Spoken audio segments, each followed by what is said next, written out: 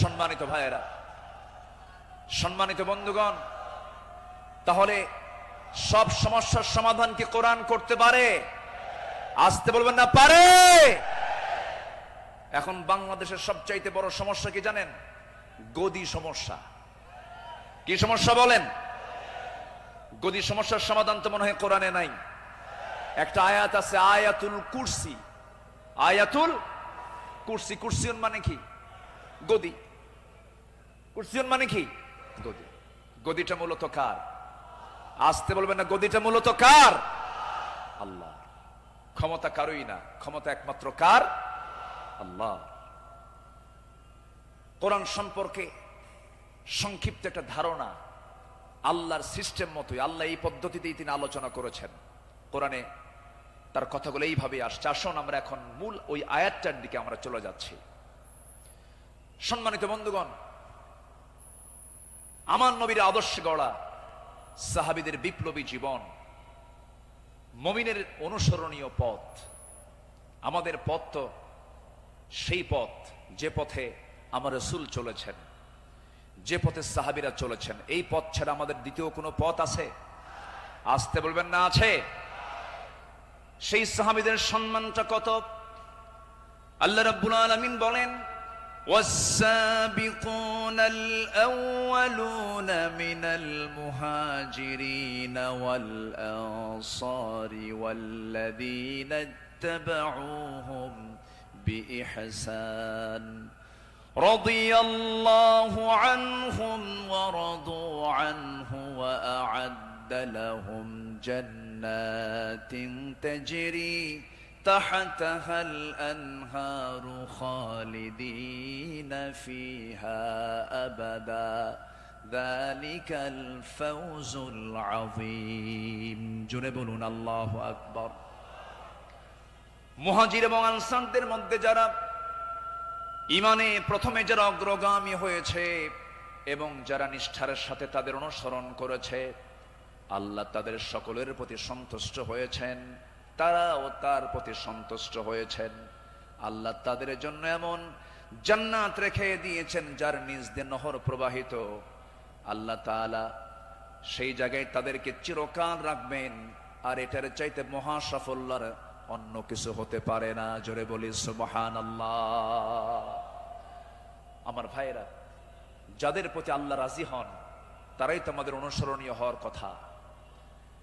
যারা আল্লাহর রহমত প্রাপ্ত বান্দা, যাদের দুনিয়াতে জান্নাতের সংবাদ দিয়েছেন, এমন 10 জন সাহাবী ছিলেন যাদেরকে আল্লাহ রাব্বুল আলামিন দুনিয়াতে জান্নাতের সংবাদ তাদের কানে শুনিয়ে দিয়েছেন। জোরে বলি সুবহানাল্লাহ। একজন সাহাবীকে যদি কেউ ফলো করতে পারে তার জন্য জান্নাত ইজি হয়ে যাবে। আস-সাহবাতু কান-নুজুম। সাহাবীরা হচ্ছে আকাশের নক্ষত্রের সমান। আল্লাহু আকবার বলেন।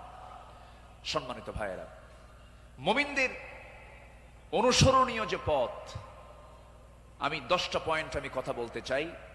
নাম্বার 1, আল্লাহ এবং রাসূলের প্রতি বিনম্র চিত্তে অটুট আনুগত্য।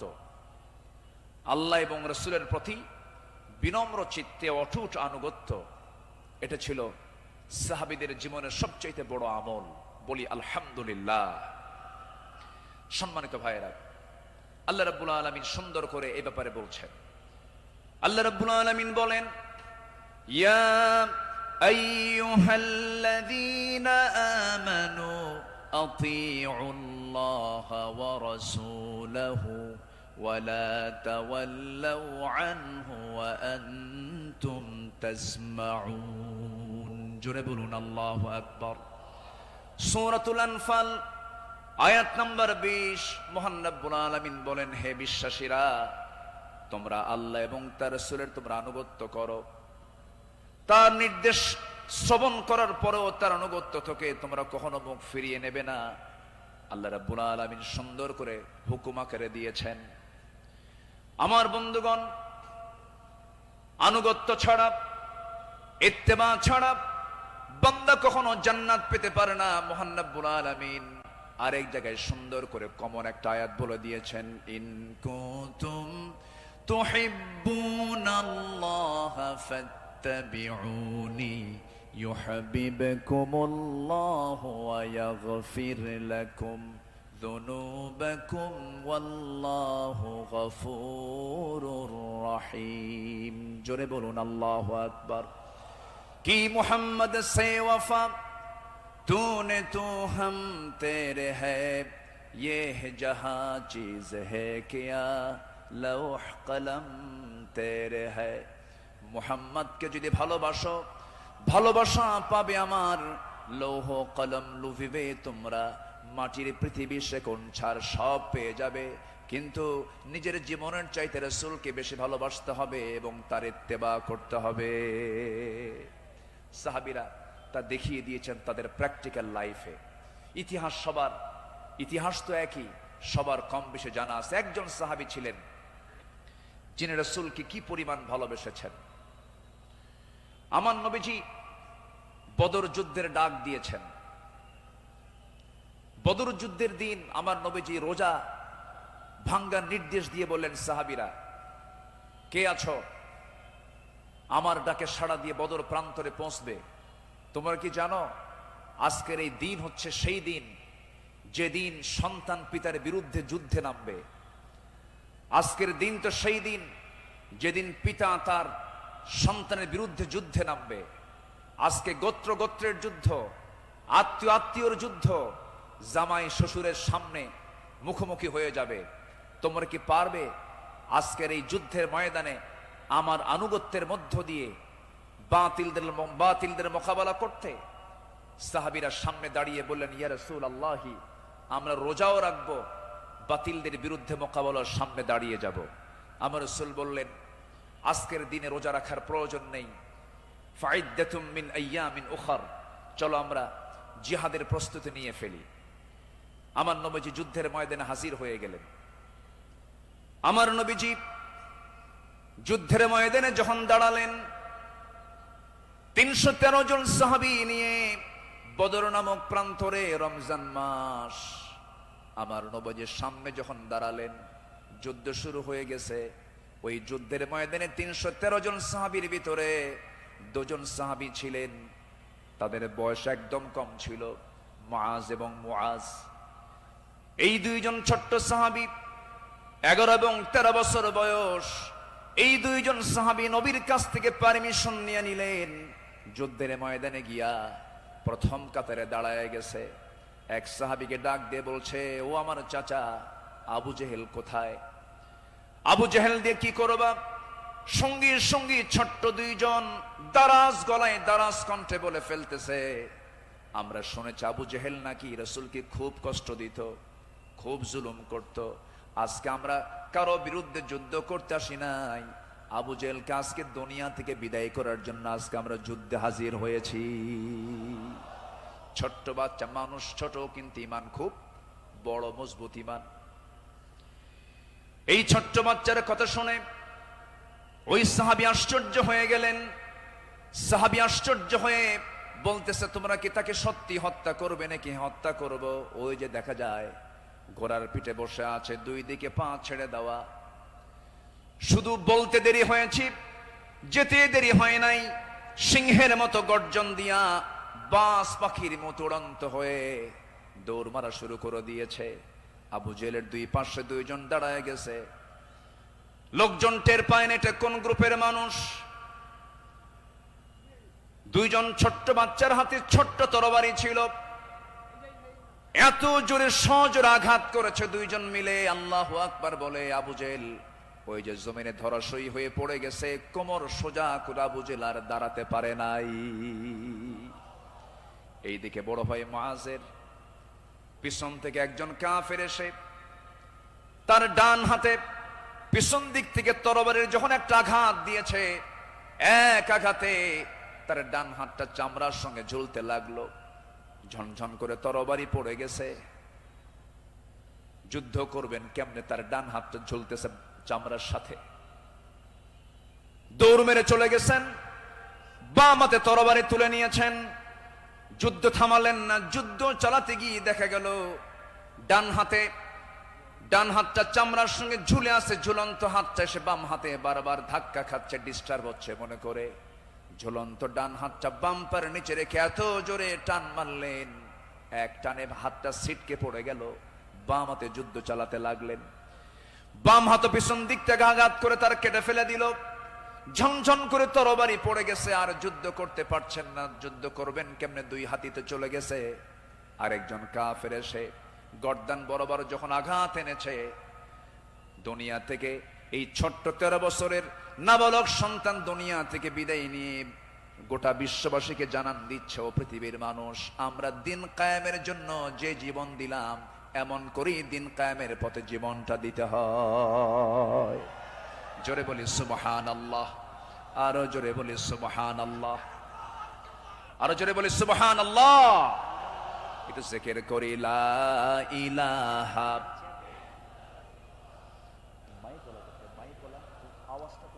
আরো জোরে লা ইলাহা,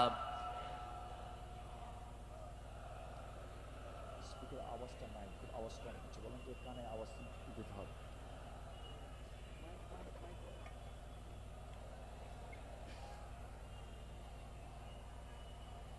আওয়াজটা বাড়াও, আওয়াজটা দাও, আওয়াজ কমে গেছে। আরো জোরে লা ইলাহা, আরো জোরে লা ইলাহা, লা ইলাহা, লা ইলাহা ইল্লাল্লাহু মুহাম্মাদুর রাসূলুল্লাহ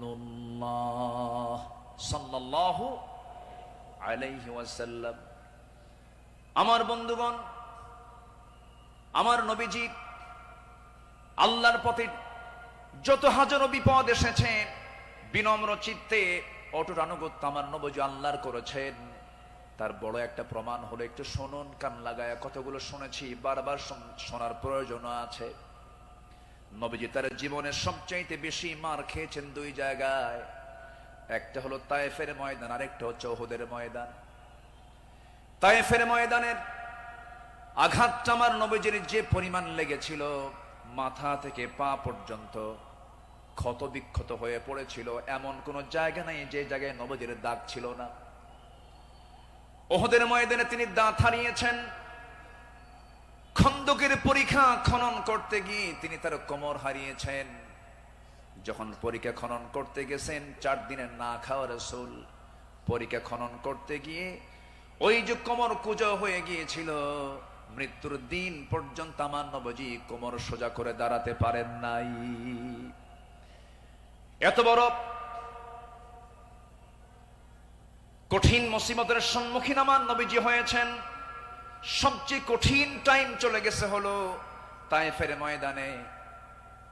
বুক ভরা আশা নিয়ে কালেমার দাওয়াত দিতে গেছেন, কিন্তু সেই জায়গায় গিয়ে আমার নবীজি ফুল পেয়েছেন না পাথর পেয়েছেন?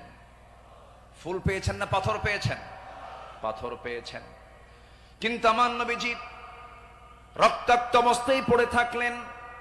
জুতার তলার সঙ্গে পায়ের তলার জমাট বেঁধে গেছে। নবীজি দাঁড়াতে পারছেন না, সেন্সলেস হয়ে পড়েছিলেন। কিন্তু যখন হোশটা ফিরে আসলো, মালাকুল জিবাল এসে নবীকে লক্ষ্য করে বলছেন, ইয়া রাসূলুল্লাহ, 2 দিকের পাহাড় দিয়ে চাপা দিয়ে এদেরকে আমি শেষ করে দিই, আপনি শুধু অর্ডার করেন। জবাবে আমার রাসূল বললেন, লা বাল আরজু আন ইউখরিজাল্লাহ মিন আসলাবিহিম মান ইয়াবুদুল্লাহ ওয়াহদাহু লা ইউশরিকা বিহি শাইআন। সহিহ মুসলিমের হাদিস এসেছে, রাসূল বললেন, না না ও ফেরেশতা, এদেরকে চাপা দিয়ে মেরো না। আমি আশা করি এদের ওরস থেকে যে সন্তান জন্ম নেবে তারা আল্লাহর ইবাদত করবে। জোরে বলি সুবহানাল্লাহ। রাসূল তাদেরকে মাফ করে দিয়েছেন। আমার বন্ধুগণ, আমার নবীজি আনুগত্য কাকে বলে আল্লাহ রাসূল তা শিখিয়ে দিয়েছেন, সাহাবাদের জীবনে তা শিখিয়ে দিয়েছেন। সাহাবে কেরাম রাসূলকে জীবন দিয়ে ভালোবেসেছেন। মিকদাদ রাদিয়াল্লাহু তাআলা আনহু রাসূলকে সামনে দাঁড় করিয়ে বলছেন, ইয়া রাসূলুল্লাহি ওয়াল্লাহি ইয়া রাসূলুল্লাহ লা নাকুলু কামা ক্বালাত বানু ইসরাঈল লিমূসা ফাযহাব আনতা ওয়া রাব্বুকা ফাকাতিলা ইন্না হাহুনা কাঈদুন ওয়ালাকিন্নানা নুকাতিলু আন ইয়ামিনিক ওয়া আন ইয়াসারিক ওয়া মিন বাইনি ইয়াদাইক ওয়া মিন খালফিক। জোরে বলি আল্লাহু আকবার। হে রাসূল, আমাদের কেমন পাবেন না? যেমন করে মুসার উম্মত মুসাকে বলেছেন, এমন করে আমরা তা বলবো না, আপনাকে বলবো। আমরা আপনার ডান থেকে, বাম থেকে, সামনে থেকে, পিছন থেকে যখন ডাক দিবেন বাতিল শক্তির মোকাবেলায় ঝাঁপ দিয়ে পড়বো। জোরে বলি আল্লাহু আকবার। আমার নবীর চেহারায় আনন্দের ঝলকানি প্রকাশ পেল। সাহাবীরা আমার নবীর চতুর্পার্শ্বে সবসময় ছায়া দিয়ে রেখেছেন। জীবনের চাইতে তারা রাসূলকে বেশি ভালোবেসেছেন। আনুগত্য কাকে বলে? এই পৃথিবীতে প্রধান কাতারে যারা ছিলেন তারা হচ্ছেন সাহাবায়ে কেরাম। সাদ ইবনে মুআজ রাদিয়াল্লাহু তাআলা আনহু বদর যুদ্ধের দিন মৃত্যুর ভয় না করে নবীর আনুগত্যে দাঁড়িয়ে দৃপ্ত কণ্ঠে বলেছিলেন, ফাওয়াল্লাযী বাআসাকা বিল হক লাউ ইসতা'রাদতু বিনা হাযাল বাহরা ফাকুদতাহু লাখুদনাহু মা'আক। সেই সত্যের কসম যিনি আপনাকে সত্য সহ প্রেরণ করেছেন, যদি আপনি আমাদেরকে আজকে সমুদ্রের দিকে অগ্রসর হতে বলেন তাতেও প্রবেশ করেন, আমরা সাথে সাথে আপনার অনুসরণ করে আমরাও সমুদ্র বক্ষে ঝাঁপ দেব, কোনো পরোয়া করব না। জোরে বলি আল্লাহু আকবার। আমার বন্ধুগণ, নাম্বার 2 আমরা চলে আসি দান এবং দানশীলতায় রাসূলের আদর্শ এবং সাহাবীদের অনুসরণ। আমার নবীজির দান, তার যে দানশীলতার ব্যাপারে হাদিস এসেছে, তিনি প্রবাহিত বাতাসের মতো দান করতেন। কানা রাসূলুল্লাহ সাল্লাল্লাহু আলাইহি সাল্লাম আজওয়াদান নাস, ফালা রাসূলুল্লাহ সাল্লাল্লাহু আলাইহি সাল্লাম আজওয়াদু বিল খাইর মিনার রিহিল মুরসালা। আমার নবীজি প্রবাহিত বাতাসের মতো তিনি দান করতেন। যখন শুরু করতেন দান থামতো না, অবারিত দান করতেন। জোরে বলি সুবহানাল্লাহ। সাইয়েদনা ওমর ফারুক রাদিয়াল্লাহু তাআলা আনহু তিনি বলেন, তাবুকের প্রান্তরে বুক ভরা আশা নিয়া নবীর সামনে দাঁড়ালাম এবং মনে মনে ভাবলাম, সারা জীবন আমার বন্ধু আবু বকরের সঙ্গে কোনো ইবাদতের কম্পিটিশনে পারি নাই, আজকে আমি আবু বকরকে হারায়া ফেলবো। তিনি করলেন কি? সমস্ত সম্পত্তির অর্ধেক তিনি তাবুক অভিযানে তিনি দান করলেন। আব্দুর রহমান ইবনে আওফ রাদিয়াল্লাহু তাআলা আনহু 3 বস্তা সোনা দান করেছেন। সবার দান যখন শেষ হয়ে গেছে, আমার নবী অপেক্ষার প্রহর গুনছেন তার সারা জীবনের বন্ধু, 3 দিনের ছোট বড় হিজরতের রাতের সাথী সাইয়েদনা আবু বকর সিদ্দিক রাদিয়াল্লাহু আনহু তিনি কখন তাবুকের জন্য তিনি কি নিয়ে আসবেন, তার দানের পরিমাণ কি, তিনি অপেক্ষার প্রহর গুনছেন। নবীর সামনে যখন এসে দাঁড়ালেন, রাসূল লক্ষ্য করে বলছেন, ইয়া আবা বকর মা আবকাইতা লিহালিক, হে আমার আবু বকর, তোমার পরিবার পরিজনের জন্য তুমি কি রেখে এসেছো? তিনি জবাব দিতে নিয়ে বলছেন, ক্বালা বাকাইতু লাহুমুল্লাহ ওয়া রাসূলাহ, আমি আমার পরিবারের জন্য রেখে এসেছি শুধু আল্লাহ এবং আল্লাহ রাসূলকে, বাকি সব তাবুকের প্রান্তরের জন্য আমি দান করেছি। জোরে বলি সুবহানাল্লাহ। আমার নবীজি তার শানে বলেছেন, ওমা নাফানি মালু আহাদিন কাত মা নাফানি মালু আবি বকর, আমার আবু বকরের অর্থ দিয়ে আমার যেমন উপকার হয়েছে এমন উপকার আমার অন্য কারো দিয়ে হয় নাই। প্রতিটি মানুষের ইহসান পরিশোধ করতে পেরেছি আমি, রাসূল যে পরিশোধ করতে পেরেছি, কিন্তু আমার আবু বকরের ইহসান সমূহ এমন যে তার প্রতিদান কেবল আল্লাহ ছাড়া কেউ প্রতিদান দিতে পারবে না। জোরে বলি সুবহানাল্লাহ। আমার ভাইয়েরা, আল্লাহ রাব্বুল আলামিন সন্তুষ্টির জন্য বান্দাকে জানিয়ে দিচ্ছেন, বান্দা তোর দানটা হবে শুধুমাত্র আমার জন্য, দানের পুরস্কার হলো জান্নাত। সাহাবে কেরাম তা শিখিয়ে দিয়েছেন। আল্লাহ রাব্বুল আলামিন বলেন, মাসালুল লাযীনা ইউনফিকুনা আমওয়ালাহুম ফি সাবিলিল্লাহি কামাসালি হাববাতিন أنبتت 7 سنابل في كل سنبلة 100 حبة والله يضاعف لمن يشاء والله واسع عليم। জোরে বলুন আল্লাহু আকবার। যারা আল্লাহর পথে তাদের সম্পদ ব্যয় করে, তাদের উপমা হলো একটা বীজের মতো যা উৎপন্ন করলো 7টা শীষ, প্রতিটি শীষে রয়েছে 100 দানা। তারা আর আল্লাহ যাকে চান তার জন্য এমন করেই বাড়িয়ে দেন। আল্লাহ হচ্ছেন সবচাইতে প্রাচুর্যময় এবং সর্ব বিষয়ে জ্ঞানী। জোরে বলি সুবহানাল্লাহ। নাম্বার 3 হলো আদল এবং ইহসানের মূর্ত প্রতীক ছিলেন রাসূল এবং সাহাবে কেরাম। আদল কাকে বলে, ইনসাফ কাকে বলে, ইহসান কাকে বলে, যদি আমরা মডেল হিসেবে গ্রহণ করব আমার নবী এবং সাহাবে কেরামকে। আল্লাহ রাব্বুল আলামিন এই শানে বলেছেন, ইন্নাল্লাহা ইয়া'মুরু বিল আদলি ওয়াল ইহসানি ওয়া ইতাই যিল কুরবা ওয়া ইয়ানহা আনিল ফাহশাই ওয়াল মুনকারি ওয়াল বাগি ইয়া'iদুকুম লা'আল্লাকুম তাযাক্কারুন। জোরে বলুন আল্লাহু আকবার।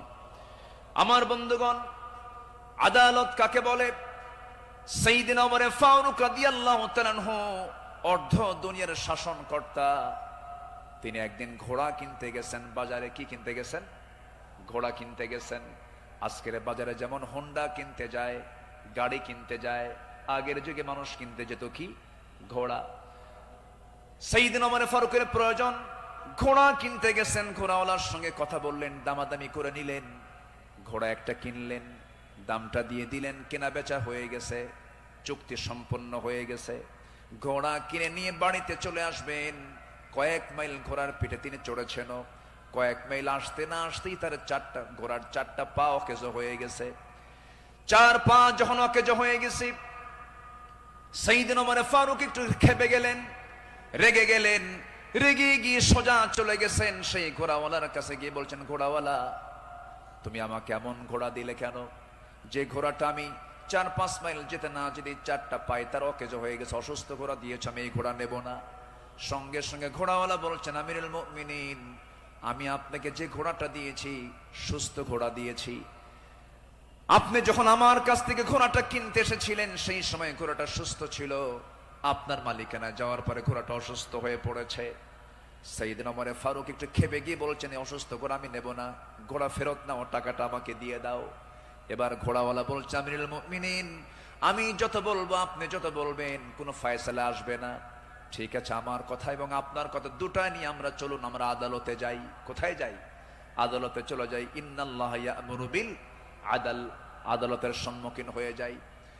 সাইয়েদনা ওমর ফারুক রাদিয়াল্লাহু তাআলা আনহু তখন অর্ধ দুনিয়ার শাসনকর্তা।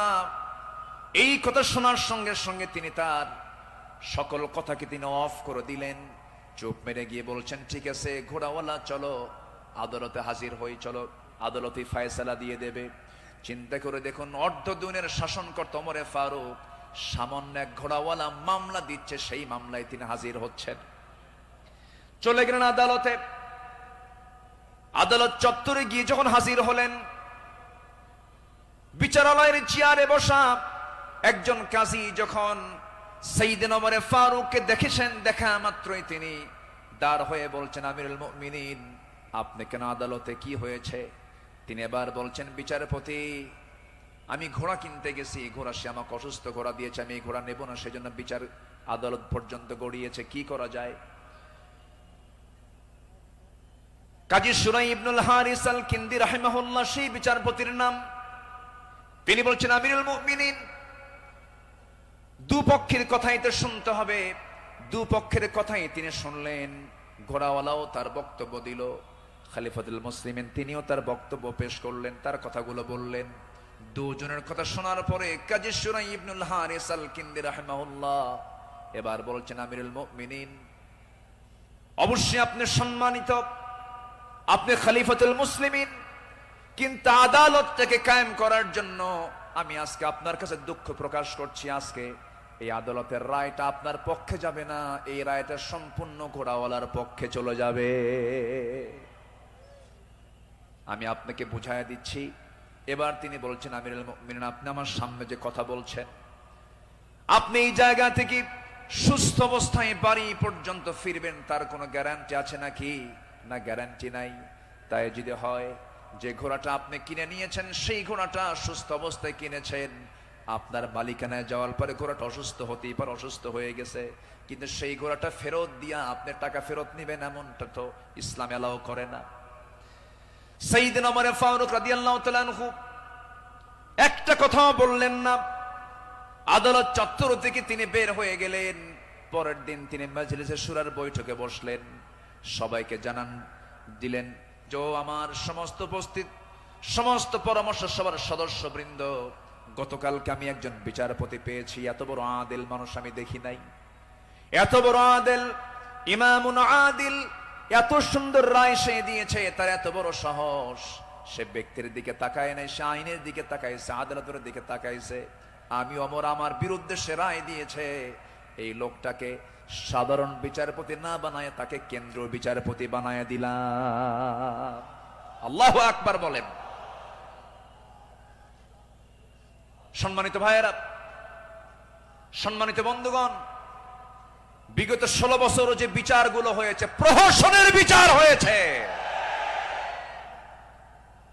অনেক মার কোল তারা শূন্য করেছে, অনেক আল্লাহর গোলামের উপরে তারা জুলুম করেছে। 2018 সালে হঠাৎ করে আমার বাড়ি চতুর্দিক থেকে কয়েকশো পুলিশ আমার বাড়ি ঘেরাও করে আমাকে ধরতে গেছে। বিশাল বড় সন্ত্রাসী তো, ধরতে গেছে। তো বললাম, ভাই কি সমস্যা কি, চলেন থানায় যেতে হবে। থানায় নিয়ে গেল, ওসির সামনে বসে আছি, দেখি ওসির চোখের ভিতরে পানি টলমল করছে, অশ্রুপূর্ণ চোখ। তো বললাম, আপনি কান্দেন কেন? হুজুর আমি আপনার খুব ভক্ত। তো ভক্ত তো ধরছেন কেন?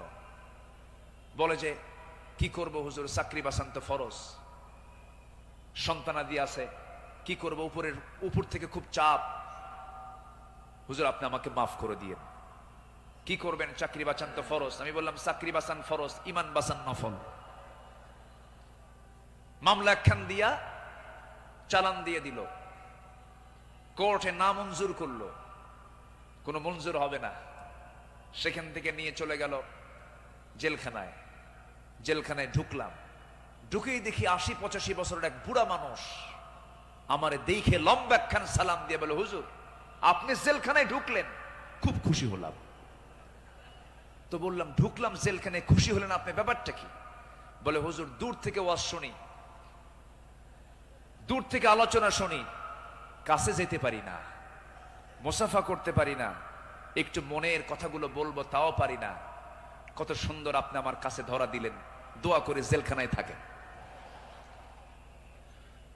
তো আমি এখন উল্টা মুরব্বীকে বললাম, চাচা আপনি জেলখানায় কেন এই বুড়া বয়সে, নাতিপুতি থুইয়া? তো বলতেছে, বাবা কি বলবো, বোমা হামলা, বোমা হামলা। কে মানে? আমার নামে বোমার মামলা দিয়েছে, আমি নাকি বোমা মেরেছি। বাবা বলো তো, এই 80 বছরের বুড়ার হাতে যদি বোমা তুলে দেওয়া হয়, সেই বোমা লক্ষ্যে যাবে না নিজের মাথায় পড়বে? এই আচরণ করেছে তারা 16 বছর। ফেরাউন বেঁচে ছিল, ফেরাউন পৃথিবীতে বেঁচে ছিল 1600 বছর, এরা ছিল 16 বছর। সংখ্যার যে মিল হলো কেমনে বুঝলাম না। ফেরাউনের যে চরিত্র, এদের সেই একই চরিত্র তারা প্রকাশ করেছিল 16 বছর। দাড়ি দেখলেই, টুপি দেখলেই তাদেরকে জঙ্গিবাদীর তকমা লাগিয়ে মামলা দিত। রাস্তার ফকির পর্যন্ত মামলার শিকার হয়েছে। আল্লাহ পাক একটা পরিবেশ আমাদেরকে উপহার দিয়েছেন, দিন কায়েমের কাজে আমরা এই পরিবেশকে কাজে লাগাবো। জোরে বলি ইনশাআল্লাহ, আরো জোরে বলি ইনশাআল্লাহ। আল্লামা সাইদি তিনি দুনিয়া থেকে বিদায় নিয়েছেন, তার একটাই স্বপ্ন ছিল, এই বাংলার জমিন শাসন হবে কোন দিন? কোরআন দিয়া। এটাই তার স্বপ্ন ছিল। সেই স্বপ্ন পূরণ করার জন্য আল্লামা সাইদিকে জীবন দিয়ে ভালোবাসেন আপনারা, আমি বিশ্বাস করি। কারণ 100 বছরের ইতিহাসে এমন রেকর্ড নাই। আল্লামা সাইদির শুধু ফাঁসির রায় দিয়েছিল, সেই রায়কে কেন্দ্র করে একই দিনে শতাধিক মুসলমান শাহাদাত বরণ করেছিল। সম্মানিত ভাইয়েরা, তার যে স্বপ্ন এই দেশ আল্লাহর জমিন, আল্লাহর দিন কায়েম হোক, সেই জমিনে দিন কায়েম হওয়ার জন্য যদি বুকের তাজা প্রাণ ঢেলে দিতে হয়, বুকের তাজা রক্ত ঢেলে দিতে হয়, জানমাল দিতে হয়, সবাইকে রাজি আছেন? রাজি আছেন কারা কারা? হাত উঁচু করে দেখান মুসলমান।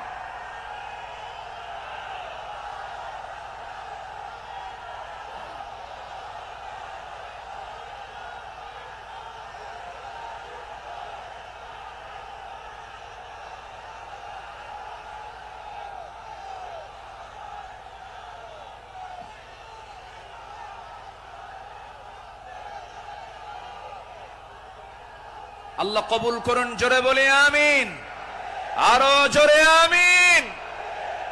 হাত নামান, বসুন। আমি তো দাঁড়াতে বলি নাই, আপনি দাঁড়ালেন কেন? জি, বসে পড়ুন। আমি কি আলোচনা চালাবো? আলোচনা চালাবো। আমার নির্দিষ্ট সময় কিন্তু শেষের দিকে প্রায়। আমি কি আলোচনা চালিয়ে যাব? সবাইকে আমাকে সময় দিবেন? জোরে বলি ইনশাআল্লাহ, আরো জোরে বলি ইনশাআল্লাহ। সম্মানিত ভাইয়েরা, তাদের আদালতটা কি ছিল? সাইয়েদনা ওমর ফারুক রাদিয়াল্লাহু তাআলা আনহু একদিন কোন এক বাজার দিয়ে যাচ্ছিলেন। হঠাৎ করে কোন এক সাহাবীর গায়ে হাতে ছিল ছোট্ট ছড়ি, লাঠি ছিল, লাঠি দিয়ে ঘুতা মেরেছেন। মজা করে একটা ঘুতা মারলেন। সেই সাহাবীও কিছু মনে করেন নাই। মাস 6 পরে সাইয়েদনা ওমর ফারুক রাদিয়াল্লাহু তাআলা আনহু তার সঙ্গে দেখা করে বললেন, বন্ধু চলো আমার বাড়িতে যাই। বাড়িতে নিয়ে গেলেন, হাতটা ধরে ক্ষমা চেয়ে বললেন, শোনো আমার ভাইজান, অমুক দিন তোমার শরীরে একটু মজা করে একটু তরবারি কি বলে হাতের ছড়ি দিয়ে লাঠি দিয়ে একটু আঘাত করেছিলাম, কষ্ট পেলে আমাকে মাফ করে দিও। এই যে তোমার হাতে 600 দিরহাম দিয়ে দিলাম, তুমি আল্লাহর ঘর কাবা জিয়ারা করে আসবে। জবাবে সেই সাহাবী বলছেন, আমিরুল মুমিনিন, আপনি আমাকে যে আঘাত করেছেন এটা তো আমার মনেই নাই। সাইয়েদনা ওমর ফারুক বললেন, ও আমার ভাই, আমি যে তোমাকে মৃদু আঘাত করেছি, এটা যদি তুমি কিয়ামতের দিন আমার বিরুদ্ধে যদি আল্লাহর কাছে যদি আদালতে মামলা দিয়ে দাও, আমি জামিন পাবো না। এই জন্য আজকে দুনিয়াতেই তোমার কাছ থেকে আমি মাফ চেয়ে নিলাম। জোরে কোন সুবহানাল্লাহ। সাইয়েদনা ওমর ফারুক রাদিয়াল্লাহু তাআলা আনহু এক বোতল মধু এনেছেন, রাষ্ট্রের মধু। সেই মধুগুলো নিয়ে এসে বাড়িতে স্ত্রীর সামনে দাঁড়িয়ে বলছেন, স্ত্রী, মধুগুলো আনলাম। এই মধু শুধু আমাদের ঘরের জন্য নয়, আমার প্রতিবেশী আরো 4 ঘর সহ আমার ঘর মোট 5টা ভাগ হবে। তোমাকে দায়িত্ব দিলাম, এই মধুটা ভাগ করো। স্ত্রীকে মধু ভাগের দায়িত্ব দিই। সময় যেতে না যেতেই একটু পরেই তিনি বলছেন, স্ত্রী মন খারাপ করো না, আমি তোমাকে মধুভাগের দায়িত্ব দেব না। মধুর বোতলটা নিয়ে নিলেন, আস্তে করে প্রতিবেশীর ঘরে চলে গেলেন। প্রতিবেশীকে ডাক দিয়ে বলছেন, প্রতিবেশী, যে মধুর বোতলটা তোমাকে দিলাম সমান 5 ভাগে ভাগ করবে, একটা ভাগ তুমি আমাকে দিবে, বাকি 4 ভাগ তোমরা সব ভাগ করে নেবে। তিনি তার অংশের মধুটা নিয়ে আসলেন, নিয়ে সেই স্ত্রীর সামনে দাঁড়িয়ে বলছেন, আমার স্ত্রী, আল্লাহর কসম করে বলি, আমি তোমাকে সন্দেহ করিনি, আমি তোমাকে ভালোবাসি। আমি রাষ্ট্র চালাই, তুমি আমার পরিবার চালাও, সন্তানাদির দিকে খেয়াল করো, আমার বড় উপকার তুমি করো। আমি তোমাকে সন্দেহ করে তোমার হাত থেকে মধুর বোতল আমি নেই নাই। আমি নিয়েছি এই কারণটা হলো, এই যে মধু তুমি যখন ভাগ করতে যাবে, যদিও সমান ভাগে ভাগ করবে, কিন্তু মধু হলো তরল জিনিস। এই তরল মধু ভাগ করতে নিয়ে তোমার হাতে যতটুকু মধু লেগে যাবে, 1 ফোঁটা হোক, 2 ফোঁটা হোক, 3 ফোঁটা হোক, এতটুকু মধু আমাদের ভাগে বেশি আসুক এটা চাই নাই। মনে করে মধুভাগের দায়িত্ব আমি অন্যের কাঁধে চাপায়া দিয়েছি। জোরে বলি আল্লাহু আকবার। ইন্নাল্লাহা ইয়া'মুরু বিল আদল ওয়াল ইহসান। আল্লাহু আকবার বলি। নাম্বার 4 হলো 10টা পয়েন্ট, একটু কান লাগান, খরগোশের মতো কানটা একটু খাড়া করে মনোযোগ দিয়ে, সবাই মনোযোগ দিয়ে শুনুন। নাম্বার 4 হলো শ্রেষ্ঠত্বের কাতারে থেকেও নিরহংকার হয়ে অসহায় সাধারণের সাথে মিশে যাওয়া সাহাবে কেরামদের বৈশিষ্ট্য ছিল, আমার নবীর বৈশিষ্ট্য ছিল। আল্লাহ রাব্বুল আলামিন অর্ডার করেছেন, ওয়াখফিদ জানাহাকা লিমান ইত্তাবা'আকা মিনাল মুমিনিন। সূরা শুআরা 215 নম্বর আয়াত। মুমিনদের মধ্যে যারা তোমার অনুসরণ করে তাদের প্রতি তোমার বাহুকে অবনত করো, তাদের জন্য তুমি সুন্দর করে তাদের পাশে দাঁড়িয়ে যাও, দিলটা নরম করে তাদের সঙ্গে কথা বলো। জোরে বলি সুবহানাল্লাহ। আমার বন্ধুগণ, এই ব্যাপারে আমার নবী সবার আগে তিনি এগিয়ে এসেছেন। ঈদের দিন আমার নবীজি দেখেন জীর্ণ শীর্ণ পোশাকের ছোট্ট একটা বাচ্চা কাঁদতেছে আর হাঁটতেছে। আমার নবীজি জড়িয়ে ধরলেন, কোলের মধ্যে তুলে বলছেন, কাঁদো কেন সন্তান, কি হয়েছে বলো? বাপ নাই মা নাই, দুইজনে দুনিয়া থেকে বিদায় নিয়েছেন। আমার নবীজি ধুলাই মলিন সন্তানটাকে, শিশুটাকে কোলের মধ্যে তুলে নিয়ে সোজা ঘরের মধ্যে ঢুকলেন। ঢুকে বলছেন, আয়েশা, বাচ্চা নিয়ে আসছি, সন্তান নিয়ে আসছি। ও কলিজার টুকরা সন্তান, এই যে মহিলাকে দেখতে পেতেছ আজকে থেকে এটাই তোমার মা, আর আমি তোমার সামনে দাঁড়িয়ে আছি, আমি হলাম তোমার বাবা। আমার নবী এতিমদের পাশে এমন করে সারা জীবন দাঁড়িয়েছেন, কারণ আল্লাহ রাব্বুল আলামিন তাকে অর্ডার করেছেন, আলাম ইয়াজিদকা ইয়াতীমান ফাআওয়া ওয়া ওয়াজাদাকা দাল্লান ফাহাদা ওয়া ওয়াজাদাকা আইলান ফাআগনা فأما اليتيم فلا تقهر وأما السائل فلا تنهر وأما بنعمة ربك فحدث। আমার বন্ধুগণ, সাইয়েদনা আবু বকর সিদ্দিক রাদিয়াল্লাহু আনহুর খেলাফত আমল চলছিল। সাইয়েদনা আবু বকর রাদিয়াল্লাহু তাআলা আনহু সেই সময় যখন তিনি খেলাফত পেলেন, নতুন যখন তিনি দায়িত্ব পেলেন, খেলাফত গ্রহণ যখন তিনি করলেন, নতুন খলিফা হয়েছেন, এই খেলাফতের সংবাদ পেয়ে অনেকে আনন্দ প্রকাশ করছে, সুন্দর একজন খলিফা আমরা পেয়েছি।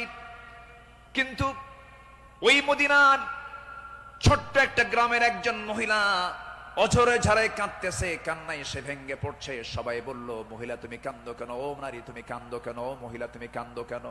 কান্নার হেতুটা কি? সঙ্গে সঙ্গে মহিলা বলতেছে, কান্নার কারণ হলো এমন একজন ব্যক্তি খেলাফতের দায়িত্ব পেয়েছে, যে লোকটা আমার বাড়ির প্রত্যেকদিন ছাগলটা দহন করে যেত, ছাগলের দুধটা দহন করত। আজকে সে খেলাফতের দায়িত্ব পেল, কিন্তু আমার এই ছাগলের দুধটা দহন করার মতো লোক আর আমি পাবো না, এই জন্য আমি কান্দি। ওই মহিলার কান্না যখন সাইয়েদনা আবু বকরের কানে যখন সংবাদটা চলে গেছে, ওই মহিলার সামনে দাঁড়িয়ে বলছেন, মহিলা কেঁদো না, আমি খলিফার দায়িত্ব পেয়েছি, খেলাফতের দায়িত্ব পেয়েছি বলে তোমার দায়িত্ব আমি পালন করব না, ভুল কথা। আমার দায়িত্ব এটাও রয়ে যাবে, আমার খেলাফতের দায়িত্ব রয়ে যাবে। জোরে বলেন সুবহানাল্লাহ। ইবনে আসাকার বলেন, সিরাত গ্রন্থে এসেছে,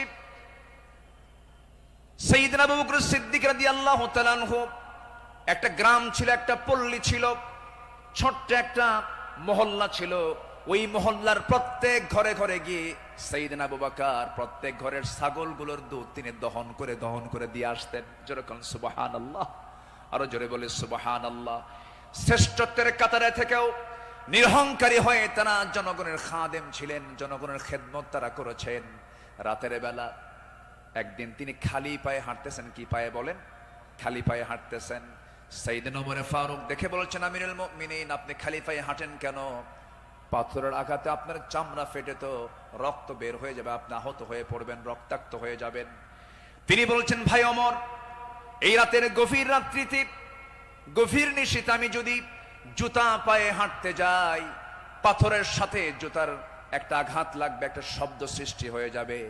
এই শব্দে যদি আমার নাগরিকের যদি ঘুমের ব্যাঘাত হয়, কিয়ামতের দিন আমাকে তার জন্য আসামির কাঠ গড়ায় দাঁড়াতে হবে। জোরে বলি আল্লাহু আকবার। ঢাকা থেকে নেতা আসিতেছেন চট্টগ্রাম, ঢাকা চট্টগ্রামের রোড 4 ঘন্টা বন্ধ। এমন নেতৃত্ব আমরা চাই না।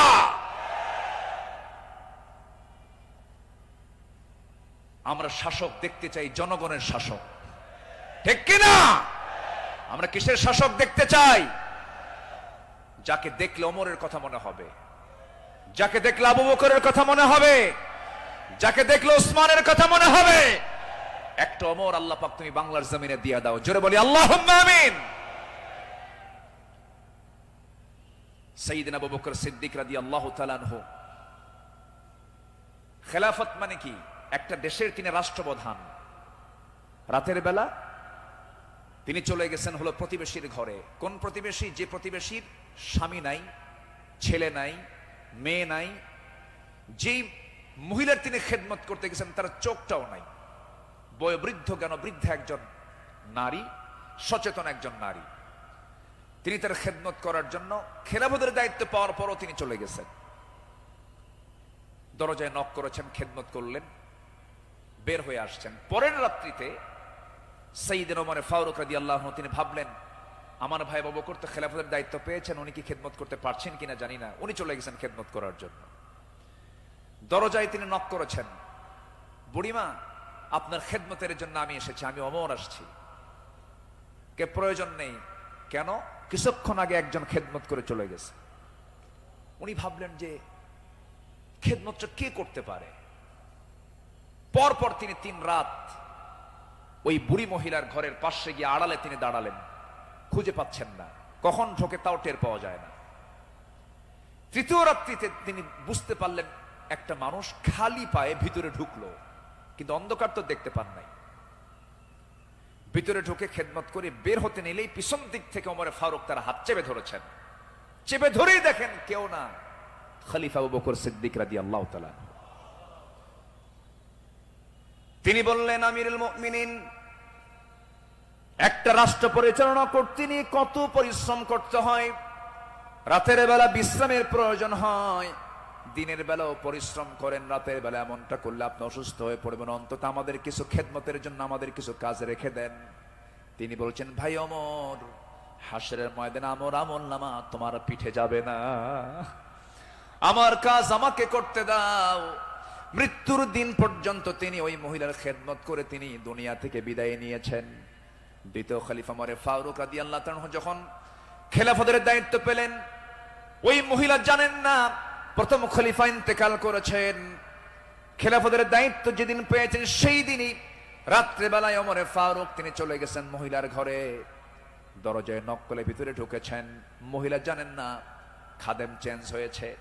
ভিতরে তিনি সব কাজগুলো করলেন, রান্না বান্না করে দিলেন, কাপড় চোপড় ধুয়ে দিলেন, খাবার দাবার ধুয়ে দিয়ে পরিষ্কার করে তিনি বের হয়ে আসলেন। মহিলা অন্ধ মানুষ, বসেছেন খাবার খেতে, সামনে খেজুর নিয়ে যখন বসেছেন, খেজুর একটা মুখে নেওয়া মাত্রই দাঁতের নিচে যখন খেজুরের বিচি যখন পড়ে গেছে, সঙ্গে সঙ্গে মহিলা বলতেছেন, ইন্না লিল্লাহ। তিনি চোখের পানি ফেলে দিয়া কেঁদে কেঁদে বলতেছেন, বুঝতে পেরেছি আমার আসল খাদেম আবু বকর আর দুনিয়াতে নাই। আমার আবু বকর যখন আমার খেদমত করতে আসতো, যখন সে খেজুরগুলো আমাকে ধুয়ে দিত, শুধু খেজুর শুধু ধুয়েই দিত না, খেজুরগুলো ধুয়ে ভিতরের যে বিচিগুলো আছে বিচিগুলো সরায়া আমার সামনে রেখে দিত, যেন আমার খেতে কোনো কষ্ট না হয়। জোরে বলে সুবহানাল্লাহ, আরো জোরে বলে সুবহানাল্লাহ। শাসক ছিলেন, শাসকের কাতারে থেকেও তারা নিরহংকারী হয়ে জনগণের সেবা করেছেন। আল্লাহু আকবার বলে।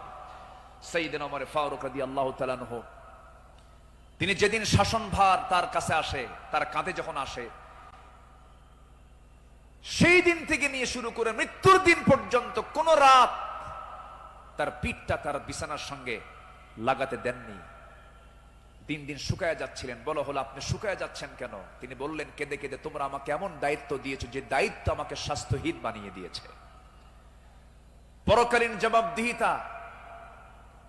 পরকালীন জবাবদিহিতার অনুভূতি ছাড়া একটা শাসক কখনো ভালো হতে পারে না। আসতে বলবেন না, জোরে বলুন ঠিক কিনা? অতএব সেই গদির সমস্যার সমাধানের জন্য আমরা চাই যোগ্য, সৎ, আল্লাহওয়ালা, কোরআন প্রেমিক একজন শাসক আমরা চাই। আল্লাহ কবুল করুন, আল্লাহ কবুল করুন। এই কথাটা কেন বললাম? কারণ এখন যে সরকারটা আছে এটা কি স্থায়ী না অস্থায়ী? এই জন্য আলোচনার মধ্যে এই ফাঁকে এই কথাটা একটু বলে ফেললাম। সম্মানিত ভাইয়েরা, আমার সময় তো ফুরে যাচ্ছে, আমাকে শেষ করতে হবে। শেষ কি করে দেব? আলোচনা চলুক, হুজুর মরুক। জি, জোরে বলি ইনশাআল্লাহ। জি, আল্লাহ কবুল করুন, জোরে বলি আমিন। নাম্বার 5, সকল দুর্নীতি এবং অন্যায়ের বিরুদ্ধে কঠোর অবস্থান। আমার নবীরও ছিল, সাহাবে কেরামদের মাঝে এই বিষয়ে তারা খুব সতর্ক থাকতেন। আল্লাহ রাব্বুল আলামিন বলেন, ওয়ালা তাকুলু আমওয়ালাকুম বাইনাকুম বিল বাতিলি ওয়া তুদলু বিহা ইলাল হুক্কামি লিতাকুলু ফারীকাম মিন আমওয়ালিন নাসি বিল ইসমি ওয়া আনতুম তা'লামুন। জোরে বলুন আল্লাহু আকবার।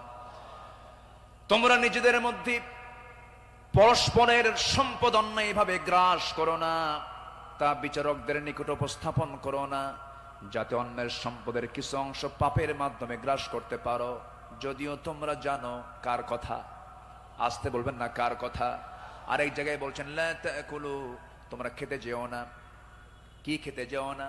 কুলু মিন তাইয়্যিবাত, পবিত্র খাবে, হারাম কিছু খাবে না। লা তাকুলুর রিবা আদআফান মুদাআফা আহাল্লাল্লাহুল বাইয়া ওয়া হাররামান রিবা। বিভিন্ন জায়গাতে আল্লাহ পাক ক্লিয়ার কথা বলে দিয়েছেন। আমার বন্ধুগণ, সাহাবায়ে কেরাম দুর্নীতি কেমন করে বন্ধ করা যায়, অন্যের বিরুদ্ধে কেমন কঠোর হতে হয়, তা বাস্তব জীবনে তা দেখিয়ে দিয়েছেন। বাস্তব জীবনে আল্লাহ রাসূল তা বুঝিয়ে দিয়েছেন। বিচার কেমনে করতে হয়, বিচারের রায় কেমনে নামাতে হয়, তাও রাসূল শিখিয়ে দিয়েছেন। বিচার কি সবার জন্য সমান না সমান? আইন সবার জন্য, আইন সবার জন্য সমান। আমার নবীজি বসে আছেন, একটা বিচার আসলো। এক সম্ভ্রান্ত পরিবারের মহিলা কন্যা সন্তান চুরি করে ধরা পড়েছে। রাসূল বললেন, কোনো কথা নাই, হাত কাটো, হাত কেটে ফেলো। রাসূল অর্ডার দিলেন। আমার নবীর উপরে কথা বলার কোনো সাহস কারো নাই। ওই সম্ভ্রান্ত পরিবারের লোকজন এসে সাইয়েদনা ওমর ফারুককে বিভিন্ন কিছু বুঝায়া দিয়ে বলছেন, আপনি যদি রাসূলকে সুপারিশ করেন হয়তো রাসূল শুনতে পারেন। সাইয়েদনা ওমর ফারুক এসে আমার নবীর সামনে দাঁড়িয়ে বলছেন, ইয়া রাসূলুল্লাহ, যে মহিলার হাত কাটার অর্ডার দেওয়া হয়েছে সে তো সম্ভ্রান্ত পরিবারের, দেখুন তো কিছু করা যায় নাকি। আমার নবীজি সেই সময় আল্লাহর কসম করে বলেন, আল্লাহি, হে আমার ওমর, আল্লাহর কসম করে বললি, আল্লাহর কসম করে বলছি, এই চুরিটা যদি ওই সম্ভ্রান্ত পরিবারের মেয়ে ফাতিমা না হয়ে যদি কলিজার টুকরা মেয়ে আমার ফাতিমা বিনতে মুহাম্মদ হতো, যদি এটা প্রমাণ হয়ে যেত, লাকাতাতু ইয়াদাহা, আমি রাসূল নিজে তার হাতটা ধরে কেটে দিতাম। আল্লাহু আকবার। দুর্নীতির কোনো সুযোগ সেই সমাজে ছিল না, কারণ যারা বিচার করেছেন তারা ছিলেন হলো সৎ বিচারক। আমরা সৎ শাসক, সৎ বিচারক দেখতে চাই। আর সৎ শাসক এবং সৎ বিচারক সৃষ্টি তখনই হতে পারে যারা কোরআন সমাজে চায়। যারা সমাজে কি চায়? কোরআন চায়। সাইয়েদনা ওমর ফারুক রাদিয়াল্লাহু তাআলা আনহু, যে সময় তিনি খলিফাতুল মুসলিমিন, ইরাকের গভর্নর ছিলেন হলো আবু মুসা আশআরী রাদিয়াল্লাহু তাআলা আনহু। তিনি করলেন কি, তিনি একদিন মদিনায় এসে সাইয়েদনা ওমর ফারুক রাদিয়াল্লাহু আনহুর জন্য এবং তার স্ত্রী আতিকা রাদিয়াল্লাহু আনহার জন্য কিছু কাপড় চোপড় উপঢৌকন স্বরূপ নিয়ে আসলেন। নিয়ে এসে তার সামনে দাঁড়িয়ে বলছেন, আমিরুল মুমিনিন, আপনার জন্য, এই যে আপনার জন্য কিছু কাপড় উপঢৌকন নিয়ে এসেছি। তিনি মুস্কি হাসি মারলেন। মুস্কি হাসি মেরে বললেন, আমার গভর্নর আবু মুসা আশআরী, তুমি আমার জন্য এই যে উপঢৌকনগুলো নিয়ে এসেছো, হাদিয়া নেওয়া সুন্নত, হাদিয়া দেওয়া সুন্নত, তাহাদু তাহাব্বু, ভালো কথা, এটা সাধারণ ব্যক্তিদের মাঝে হতে পারে, কিন্তু আমি শাসক, আমি যদি আজকে তোমার এই উপঢৌকন গ্রহণ করি, ঘোষের পর্যায়েও যেতে পারে, আমি এটা গ্রহণ করব না। আল্লাহু আকবার বলেন। তিনি না গ্রহণ করে তার হাদিয়াটাকে, উপঢৌকনটাকে তিনি ফেরত দিয়েছেন। শাসকের কাতারে থেকে এমন উপঢৌকন নাও আমি জায়েজ মনে করি না, বললেন ওমর ফারুক রাদিয়াল্লাহু তাআলা আনহু। আল্লাহু আকবার। সম্মানিত ভাইয়েরা, সম্মানিত বন্ধুগণ, নাম্বার 6 হলো নির্ভীকতা এবং মহান আল্লাহর উপরে দৃঢ় তাওয়াক্কুল করা। এটা ছিল আমার নবী এবং সাহাবে কেরামদের সারা জীবনের আমল ছিল। জীবনে তারা চুল পরিমাণ কোনো ভয় পান নাই। আমরা কি ভয় করব কাউকে? কাকে ভয় করব? আল্লাহ ছাড়া কাউকে ভয় করা জায়েজ আছে? আল্লাহকে ছাড়া কাউকে ভয় করা কি জায়েজ আছে? আমার নবীজি কোন এক যুদ্ধের ময়দানে যাবেন, একটা গাছের নিচে তিনি শুয়ে পড়লেন, বাবলা গাছ। বাবলা গাছের ডালে তরবারি রেখে তিনি বিশ্রাম নিচ্ছিলেন। হঠাৎ করে এক বেদুইন এসে আমার নবীর সেই তলোয়ারটা তার হাতে তুলে নিয়ে বলতেছে, মুহাম্মদ, আমার হাতে তোমার জীবন, আমি তোমাকে এখন হত্যা করতে পারি।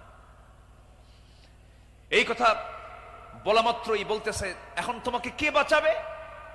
বেদুইন বলছে, তোমাকে এখন কে বাঁচাবে মুহাম্মদ? আমার নবীজি বলেন, আমাকে বাঁচাবেন আমার আল্লাহ, আমাকে বাঁচাবেন আমার আল্লাহ, আমাকে বাঁচাবেন আমার আল্লাহ। তিনবার রাসূল যখন বললেন, ওই বেদুইনের হাত থেকে তরবারি থরথর থরথর করে পড়ে গেল। আমার নবীজি দৌড় মেরে গিয়ে সেই তরবারি হাতে নিয়ে বললেন, বেদুইন, এখন তোমাকে বাঁচাবে কে? আমি তো আল্লাহর কাছে আশ্রয় নিয়েছি, আল্লাহ আমাকে বাঁচাবে, এখন তোমাকে কে বাঁচাবে? বেদুইন তার চোখের পানি আটকাতে না পেরে আমার নবীর সামনে দাঁড়িয়ে বলছে, আপনি সত্যি আল্লাহ রাসূল, আপনি আমাকে পড়িয়ে দেন লা ইলাহা ইল্লাল্লাহ, ফাইদা আযামতা ফাতাওয়াক্কাল আলাল্লাহ ওয়া কাফা বিল্লাহি ওয়াকিলা, ইন্নাল্লাহা ইউহিব্বুল মুতাওয়াক্কিলিন, ওয়া মান ইয়াতাওয়াক্কাল আলাল্লাহ ফাহুয়া হাসবুহ। যে ব্যক্তি আল্লাহর প্রতি তাওয়াক্কুল করবে, আল্লাহ তার জন্য যথেষ্ট হয়ে যান। আমাদের ভরসা রাশিয়া নয়, আমেরিকা নয়, ইন্ডিয়া নয়, চায়না নয়, আমাদের কারো প্রতি ভরসা করার দরকার না। আমাদের ভরসা কে? আসতে বলবেন না, তিনি কে? আমাদেরকে বাঁচাবেন তিনি, যার হাতে আমাদের প্রাণ, তিনি সে আল্লাহ আমাদেরকে বাঁচাবেন। আল্লাহ কবুল করুন, জোরে বলি আমিন। ইসলাম গ্রহণ করেছেন 40 নম্বরে, 41 নম্বরে সাইয়েদনা ওমর ফারুক রাদিয়াল্লাহু তাআলা আনহু। ইসলাম কবুল করেই রাসূলের সামনে তরবারি রাসূলের পায়ের কাছে রেখে বললেন, ইয়া রাসূলুল্লাহ, আমাদের মুসলমানদের সংখ্যা কত? আমার রাসূল বললেন, ওমর, সাহাবীর সংখ্যা মাত্র 40 জন, 40 থেকে 41 জন। সাইয়েদনা ওমর ফারুক বলেন, এটাই বিশাল সংখ্যা। আজকে আমরা কাবার চত্বরে গিয়ে প্রকাশ্যে ঘোষণা করব লা ইলাহা। কোন সাহাবী বললেন? বলেন বলেন, কোন সাহাবী? আজকে তো এক সাহাবীর ইতিহাসটা একটু বেশি টানলাম, প্রসঙ্গটা চলে আসলো। তিনি বলে ফেললেন, কি পরিমাণ সাহস হতে পারে! সাহসের পিরামিড সাইয়েদনা ওমর ফারুক গিয়ে প্রকাশ্য রূপে সামনে ঘোষণা করলেন, কে আছো? আমার সামনে আসো, লা ইলাহা। তরবারি হাতে দৃপ্ত পদক্ষেপে আল্লাহু আকবার ধ্বনিতে মুখরিত করে আকাশ বাতাস সামনের দিকে যেতে লাগলেন। আবু জেহেল হতভম্ব হলো। আবু জেহেল মনে মনে ভাবলো, পাঠালাম কি জন্য, আর হয়ে গেল কি? সাইয়েদনা ওমর ফারুক রাদিয়াল্লাহু তাআলা এত সাহসী ছিলেন, সেই বজ্র কণ্ঠের ওমর এখনো দরকার আছে না নাই? সেই বজ্র কণ্ঠের ওমর এখনো দরকার আছে না নাই? নতুন বাংলাদেশ তৈরি করার জন্য ওমর প্রয়োজন, আবু বকর প্রয়োজন। আমরা আবু বকরের মতো দৃঢ়চেতা হব, ওমরের মতো সাহসী হব, ওসমানের মতো ধৈর্যশীল হব, আলীর মতো লড়াকু সৈনিক হয়ে বাতিল শক্তির মোকাবেলা আমরা ঝাঁপিয়ে পড়ব প্রয়োজনে। রাজি আছেন কারা কারা? হাত উঁচু করে দেখান মুসলমান।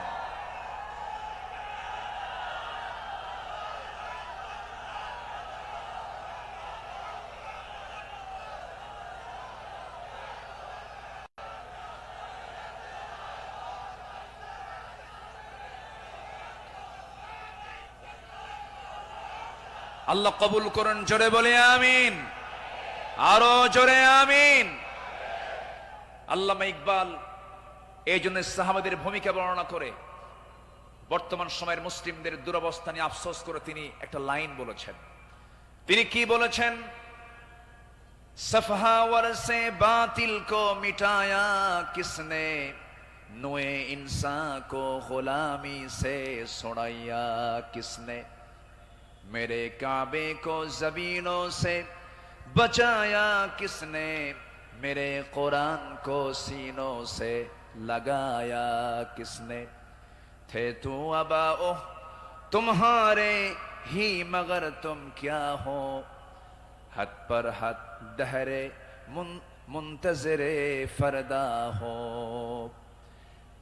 कवि विश्व कवि আল্লামা ইকবাল তিনি বলছেন, যারা এসব অসার বাতিল দূর করেছে জগৎ হতে, ছাড়িয়েছে মানব কুলে দাস গোলামীর কবল হতে, কাবা ঘরে সেজদা করার জাগলো প্রথা, যাদের সাথে বুকে কোরআন ধারণ করা শিখল জগৎ যারা হাতে, তারা তোদের পূর্বপুরুষ। আর আজকে তোমাদেরকে ইন্তেজারি করছে বসে হাতের উপর হাতটি রেখে। আফসোস করে তিনি বলছেন, সাহাবীরা কি করে গেলেন আর তোমরা কি করছো?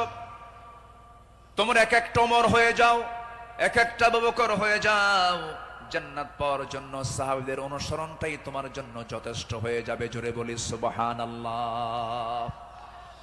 নাম্বার 7 হলো নিজ দায়িত্বের ভারে অস্থির চিত্ততা নিয়ে আমার রাসূল চলতেন, সাহাবে কেরামও চলতেন।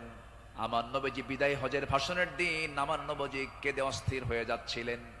সাহাবে কেরামকে লক্ষ্য করে বলছেন, ওয়া আনতুম তুসআলুনা আন্নী ফামা আনতুম কাইলুন, আমার ব্যাপারে প্রশ্ন করা হলে তোমরা কি বলবে? সাহাবীরা বললেন, নাশহাদু আন্নাকা ক্বাদ বাল্লাগতা ওয়া আদাইতা ওয়া নাসাহতা, আমরা সাক্ষ্য দেব আপনি দায়িত্ব পালন করেছেন, আপনি উপদেশ দিয়েছেন। এই কথা শুনে আমার নবীজি শাহাদাত আঙ্গুলি উঁচু করে আকাশের দিকে লক্ষ্য করে আল্লাহকে বলছেন, আল্লাহুম্মা শাহাদ, আল্লাহুম্মা শাহাদ, আল্লাহুম্মা শাহাদ। আল্লাহ তুমি সাক্ষী থাকো, আল্লাহ তুমি সাক্ষী থাকো, আমার সাহাবীরা আমার পক্ষে কথা বলছে। আল্লাহু আকবার বলেন। নিজের দায়িত্ব নিয়ে রাসূল খুব অস্থির চিত্ততা প্রকাশ করতেন মাঝে মাঝে। আমার বন্ধুগণ, আমার নবীজি মাঝে মাঝে এত পরিমাণ কাঁদতেন, কান্নার পরিমাণ এত হতো, আমার নবীজি যখন সেজদায় পড়ে যেতেন না, সেই শরীফের হাদিসে এসেছে, পানি গরম হলে পরে টকবক যেমন আওয়াজ হয়, ফুটন্ত পানি যেমন টকবক টকবক আওয়াজ করে, আমার নবীজি সেজদার সময় এত পরিমাণ কাঁদতেন। আমার নবীজির সেজদার সময় যে মুখ থেকে কান্নার আওয়াজটা বের হতো টকবক করা পানির মতো, এত কাঁদতেন তিনি। কেন কাঁদতেন, কি জন্য কাঁদতেন? তিনি শুধু চেয়েছেন, ও আল্লাহ, আমার উম্মতকে তুমি জাহান্নাম দিবা না, আমার উম্মতকে তুমি জান্নাত দিবা। তিনি তার নিজের জন্য বেশি কেঁদেছেন না, উম্মতের জন্য বেশি কেঁদেছেন, উম্মতের জন্য বেশি কেঁদেছেন। আমার বন্ধুগণ, এই জন্য এই পৃথিবীতে সবচাইতে বেশি ভালোবাসবে 1 নাম্বার কাকে বলেন? আসতে বলবেন না, কাকে? নাম্বার 2 হচ্ছে মুহাম্মদ সাল্লাল্লাহু আলাইহি ওয়াসাল্লামকে আমরা ভালোবাসবো। তিনিও ভালোবেসেছেন। আমার ভাইয়েরা, আমার বন্ধুগণ, নাম্বার 8 হলো আদর্শ নেতৃত্বের অনুতুলনীয় আলোকচ্ছটাই সাহাবে কেরাম। সাহাবে কেরামকে আল্লাহ রাব্বুল আলামিন অনেক সম্মান দান করেছেন। লাকাদ আরসালনা রুসুলানা বিল বায়িনাতি ওয়া আনজালনা মাআহুমুল কিতাবা ওয়াল মিজানা লিয়াকুমান নাসু বিল কিসত। জোরে বলুন আল্লাহু আকবার। আমার বন্ধুগণ, সময় যেহেতু কম, শেষের দিকে আস্তে আস্তে চলে যাচ্ছি। নাম্বার 9 হলো তাকওয়ার উজ্জ্বল দৃষ্টান্ত ছিলেন আমার নবী এবং সাহাবে কেরাম। লাকিনিল্লাযীনা তাকাও রাব্বাহুম লাহুম জান্নাতুন তাজরি মিন তাহতিহাল আনহার আল-আনহারু খালিদিনা ফিহা নুজুলাম মিন ইনদিল্লাহ ওয়ামা ইনদাল্লাহি খায়রুল লিল আবরার। জোরে বলুন আল্লাহু আকবার। যারা নিজেদের প্রতিপালককে ভয় করে চলে, তাদের জন্য আছে এমন সব উদ্যান, এমন সব জান্নাত যারা তলদেশ দিয়ে নহর প্রবাহিত। আল্লাহর পক্ষ থেকে অতিথিয়তা স্বরূপ তারা সর্বদা সেখানে থাকবে। আল্লাহর নিকট যা কিছু আছে পুণ্যবানদের জন্য তাই হলো শ্রেষ্ঠ। জোরে বলি সুবহানাল্লাহ। তাকওয়া কাকে বলে সাহাবে কেরাম শিখিয়েছেন, তাকওয়া কাকে বলে আম্বিয়া কেরাম শিখিয়েছেন। বিশেষ করে আমার নবীজি তাকওয়ার তিনি মূর্ত প্রতীক ছিলেন।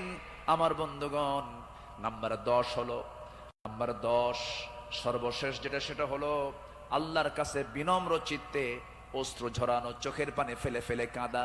এই দুনিয়াতে আমি যখন জন্ম নিয়েছি আমার প্রথম ভাষা ছিল হাসা না কাঁদা, হাসি না কান্না।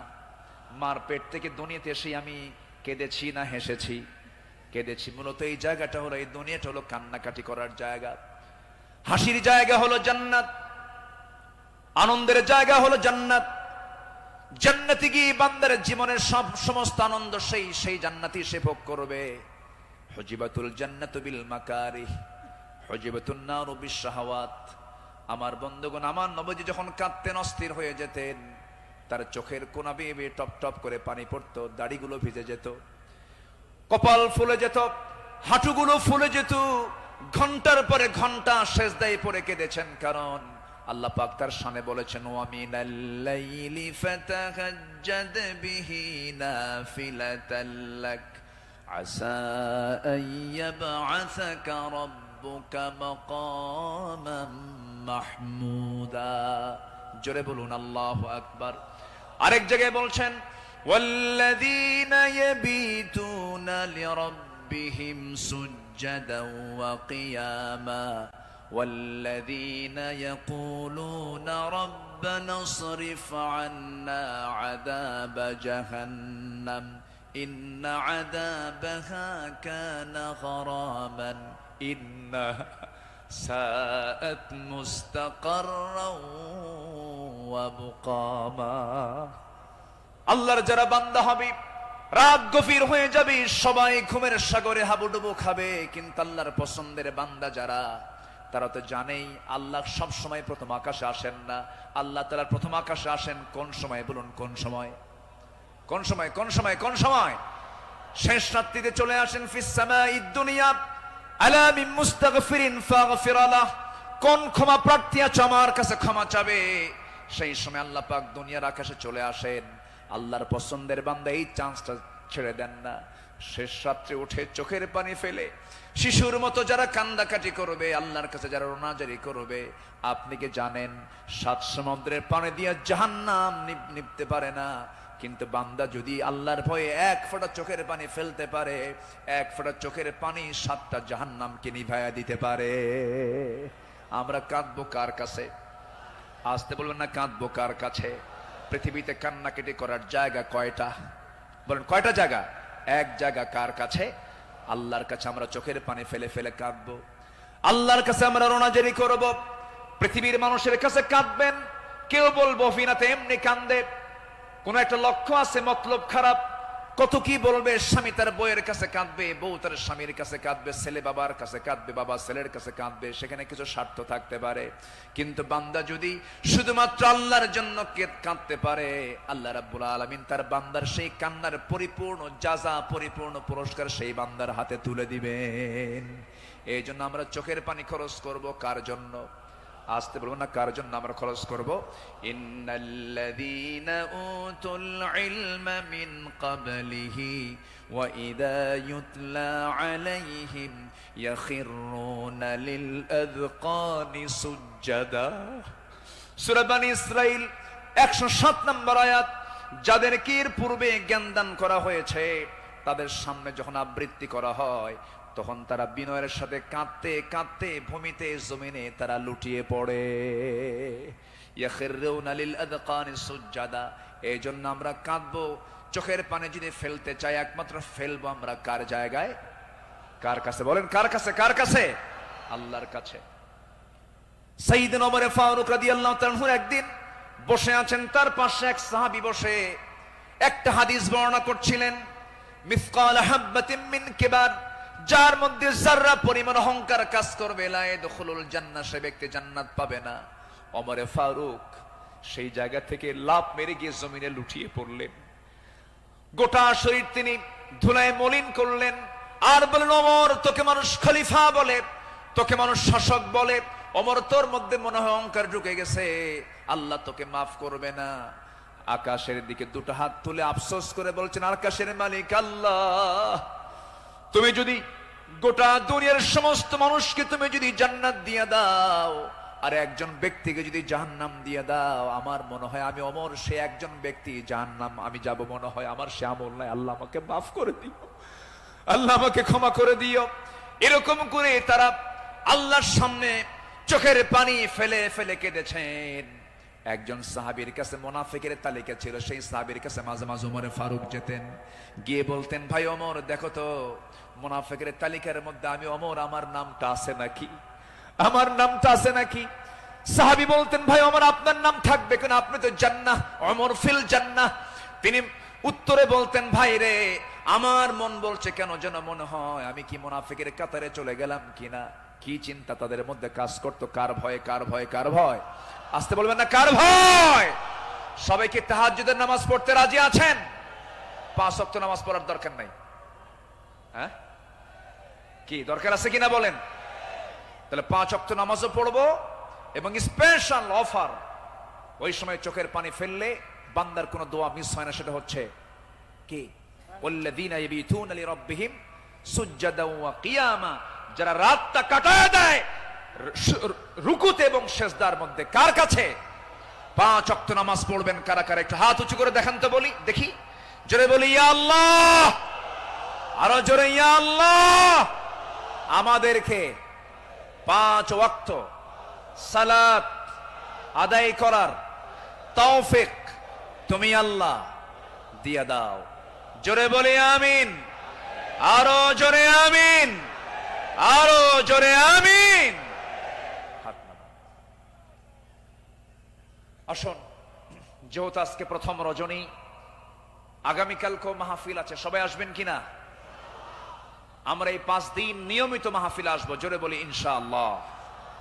এই মাহফিল চট্টগ্রামবাসীর জন্য একটা বড় নিয়ামত। আল্লাহ তুমি এই মাহফিলকে কবুল করো, জোরে বলি আল্লাহুম্মা আমিন। আমরা আর সময় ক্ষেপণ করব না, যেহেতু আগামীকালকেও এখানে মাহফিল আছে, পরশু আছে, তারপরের দিন আছে, প্রত্যেক দিন নতুন নতুন মেহমান এবার সিলেকশন হয়েছে। কুল্লু জাদিদুন লাযীযুন, আসবেন, এক একটা ফুলের এক একটা ঘ্রাণ আপনারা নেবেন ইনশাআল্লাহ। আল্লাহ পাক এই মাহফিলকে কবুল করুন, এই মাহফিলের কমিটির বৃন্দের সকল খেদমতকে আল্লাহ পাক কবুল করুন। অধ্যক্ষ মোহাম্মদ তাহের সাহেব আমার বাম পাশে বসা, আল্লাহ তুমি তার সকল খেদমতকে তুমি আল্লাহ কবুল করে নাও। আর আমি সময়টা না বাড়িয়ে, সময় ক্ষেপণ না করে, আসুন সোজা আমরা এখন দোয়ার দিকে যাব। আমরা চাইবো কার কাছে? চাইবো কার কাছে? সবাই একটু তাশাহুদের সুরতে বসে পড়ি, একটু বিনয়ী হয়ে আমরা আল্লাহর কাছে চাবো, আল্লাহ যেন আমাদের জিন্দেগীর সকল গুনাহগুলোকে মাফ করে দেন।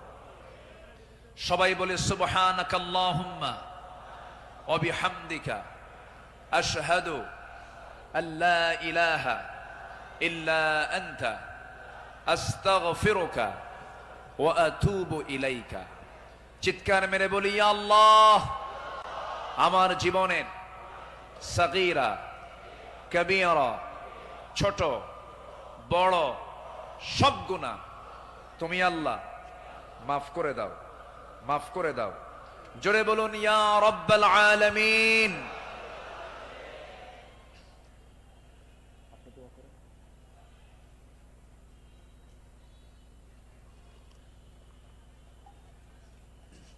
সবার কাছে আমি দোয়া চাই, সবাইকে আমার জন্য দোয়া করবেন। আমিও দোয়া করি আপনার জন্য, আল্লাহ যেন আমাদের এই সম্পর্ক যেন হাসর পর্যন্ত গড়িয়ে দেন। জোরে বলি আল্লাহুম্মা আমিন, আল্লাহুম্মা আমিন।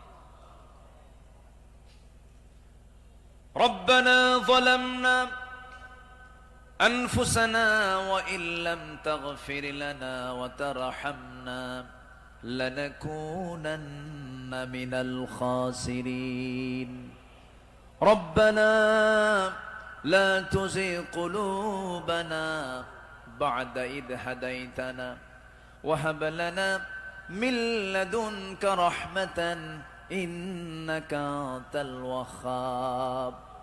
আয় আল্লাহ তাআলা, সন্ধ্যা থেকে শুরু করে নিয়ে 10টা পর্যন্ত দীর্ঘ সময় ধরে তোমার কালামের একটা আয়াতকে সামনে রেখে তোমার পছন্দের গোলাম আমাদের পয়গম্বর রাসূলের জীবন থেকে, তোমার পছন্দের বান্দা সাহাবে কেরামদের জীবন থেকে কিছু আলোচনা করেছি।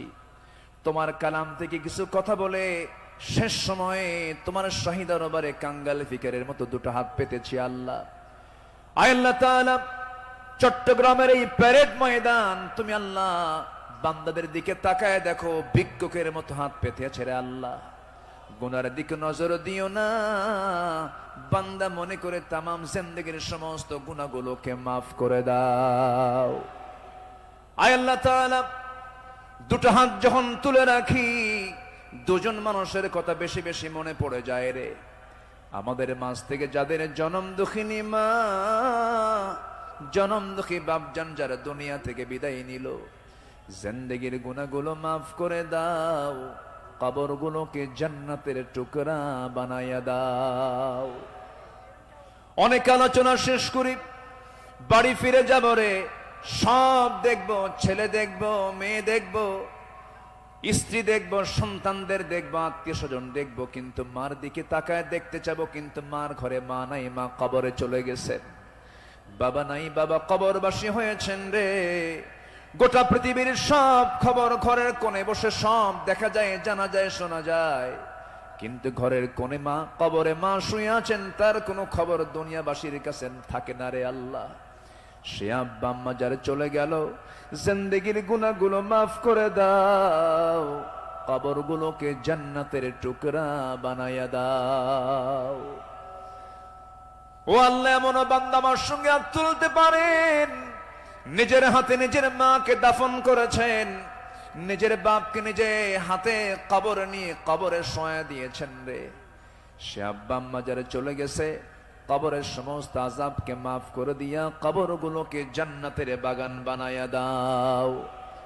আব্বা আম্মার জন্য কি দোয়া তাও শিখিয়ে দিয়েছো, হাত একটু উঁচু করে আল্লাহর শেখানো দোয়া পড়ে আওয়াজ দিয়ে দিয়ে আমার সঙ্গে ঠোঁট মিলায়া সবাই আকাশ বাতাস মুখরিত করে সবাই আমার সঙ্গে ঠোঁট মিলায়া বলুন, রব্বিরহামহুমা কামা রব্বায়ানি সগীরা, রব্বিরহামহুমা কামা রব্বায়ানি সগীরা, রব্বিরহামহুমা কামা রব্বায়ানি সগীরা।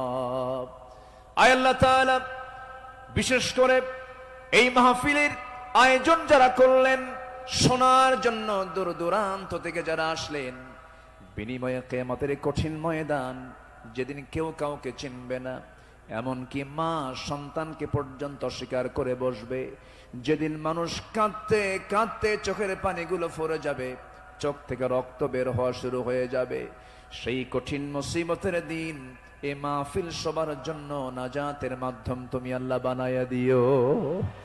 ও আল্লাহ, ইসলামী সমাজ কল্যাণ পরিষদ চট্টগ্রামের সঙ্গে যারা শুরু থেকে ছিলেন, আজকে তারা দুনিয়াতে অনেকেই নাই, মেহেরবানি করে তাদের কবরগুলোকে জান্নাতের টুকরা বানায়া দাও।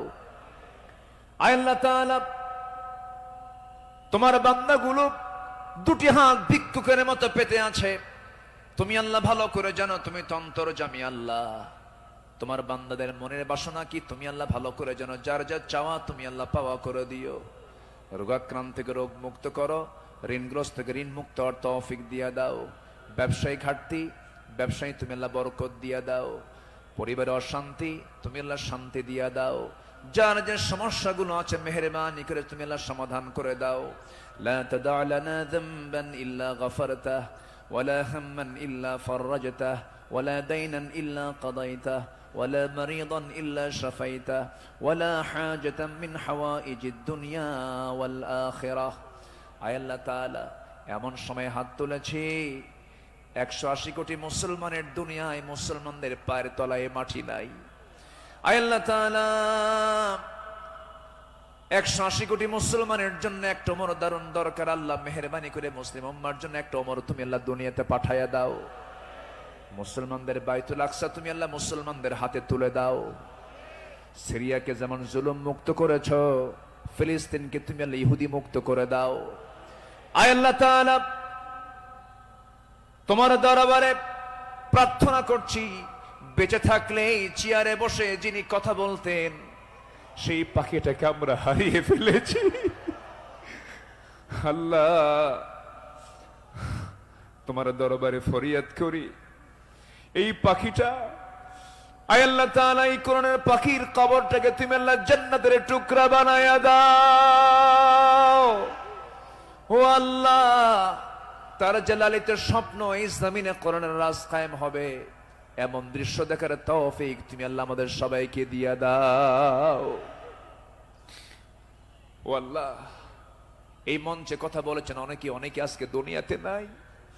যারা দুনিয়া থেকে বিদায় নিয়েছেন, কবরগুলোকে জান্নাতের টুকরা বানায় দিও। আয় আল্লাহ তাআলা, দুনিয়া থেকে কোন দিন বিদায় নেব জানি না, তবে যেদিন মরবরে টান মেরে ঘর থেকে বের করে দেবে, জীবনের শেষ গোসলটা হয়ে যাবে, মরামুখ সব দেখে দেখে চলে যাবে, আত্মীয় স্বজন দিয়া ঘর বাড়ি ভরে যাবে রে ভাই। চোখের পানি ফেলে ফেলে কাঁদবি, বউটা বলবি স্বামী আমার কোথায় চলে গেলে, এই যে সংসারের চাবিটা কার হাতে দেব? সন্তানগুলো কাঁদতে কাঁদতে গলা ভেঙে যাবে, অস্থির হয়ে পড়বে, অজ্ঞান হয়ে যাবে, সব টেনে হেঁচড়ে আমাকে ঘর থেকে জীবনের শেষবারের মতো বিদায় দিয়ে দেবে রে। জীবনের শেষ গোসলটা করায় দেবে। সেলাইওয়ালা কাপড় চোপড় গুলো ছিল সব কেচে দিয়ে কেটে কেটে খুলে খুলে নেবে। সমস্ত কাপড়গুলো অচল হয়ে যাবে রে। বাজার থেকে কম দামি সাদা কাফনের কাপড় নিয়ে আসবে, সেলাই নাই, পকেট নাই, বুতাম নাই, দেহের মধ্যে ঢুকায় দিয়া মাথায় বাঁধন, পায়ে বাঁধন দিয়া দেবে রে। টেনে হেঁচড়ে জানাজায় নিয়ে যাবে, জানাজা শেষ হয়ে যাবে, মরা মুখ সব একটা বারের মতো দেখে নেবে, টেনে হেঁচড়ে কবরের দিকে নিয়ে চলে যাবে, কবরে রেখে সব চলে আসবে। দিন শেষে বন্ধু আমার কেউ না, তুমি আল্লাহ, তুমি ছাড়া। ওই কবরে রেখে আসবে রে, 24 ঘন্টা যাবে না, মাথার চুলের পতন ঘটে যাবে, চুলগুলো খসে খসে পড়বে। যে তেলে যেই চুলে এত তেল দিলাম, এত সাবান দিলাম, এত শ্যাম্পু দিলাম, চুল শেষ 24 ঘন্টায়। 3 দিনের মাথায় চামড়াগুলো গলে গলে পোকার পেটের খাবার হয়ে যাবে রে। মাত্র 7 দিন লাগবে না, পেটের নাড়ি বুড়ি সব চোখ মুখ কান নাক দিয়ে বের হওয়া শুরু হয়ে যাবে, কিম্ভূত কিমাকার চেহারা হয়ে যাবে। মাত্র 3টা মাস। যদি কেউ কবর খনন করে দেখতে যায়, কয়েকটা হাড্ডি ছাড়া কিছুই খুঁজে পাওয়া যাবে না রে আল্লাহ। এই তো আমার জীবনের শেষ অবস্থা আল্লাহ। বুঝতে পেরেছি তুমি আল্লাহ, তুমি ছাড়া আমার কোনো বন্ধু নাই রে।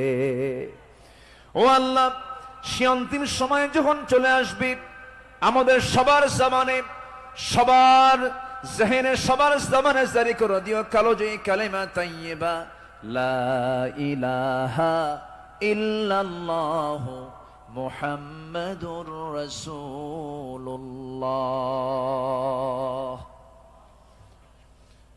আসসালামু আলাইকুম ওয়া রাহমাতুল্লাহি ওয়া বারাকাতুহু।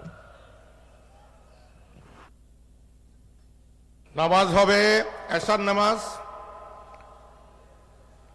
সবাই কাতার হয়ে যান। ইমামতের দায়িত্ব যার উপর আছে একটু মেহেরবানি করে দাঁড়িয়ে যান। আগামীকাল আসরের নামাজের পর থেকেই তাফসীর মাহফিলের কার্যক্রম শুরু হবে এবং আমাদের এশার নামাজের পর তাফসীর মাহফিলের বিভিন্ন ইন্তেজামিয়া কমিটির যারা বিভাগীয় প্রধান সবাই স্টেজে চলে আসবেন। স্টেজে আমাদের পর্যালোচনা বৈঠক আছে।